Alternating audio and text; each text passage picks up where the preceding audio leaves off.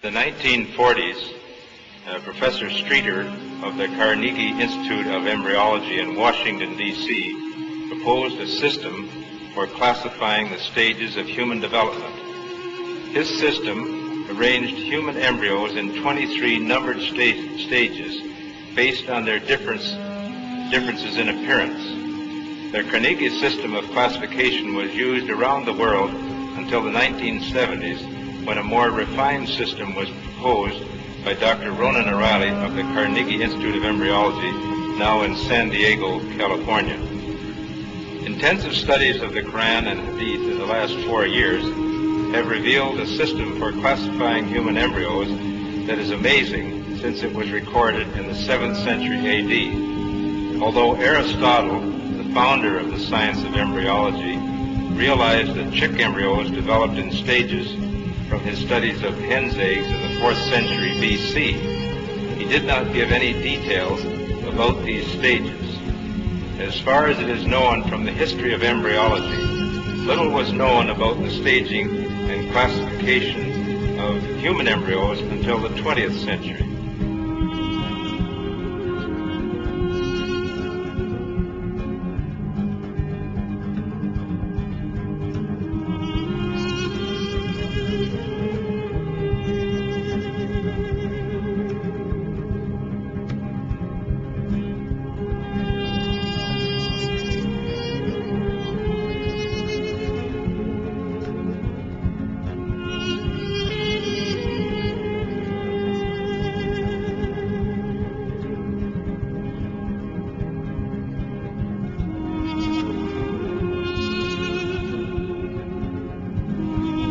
First stage is adapt.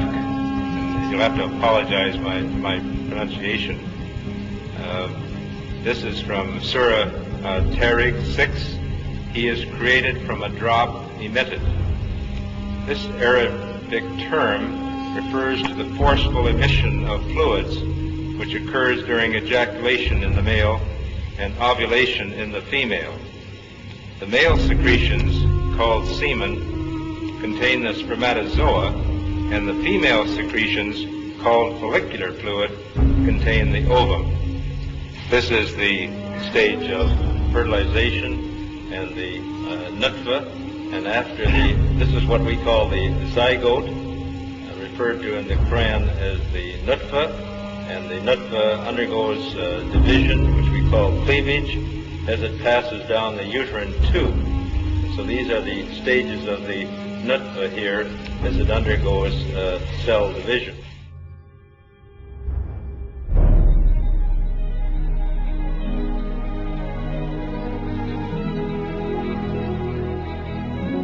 Another important aspect of the information mentioned in the verses of the Quran is the developmental stages of a human in the mother's womb. It is stated in the verses that in the mother's womb, first the bones develop, and then the muscles form which wrap around these bones. We then formed the drop into a clot, and formed the clot into a lump, and formed the lump into bones, and clothed the bones in flesh, and then brought him into being as another creature. Blessed be God, the best of creators.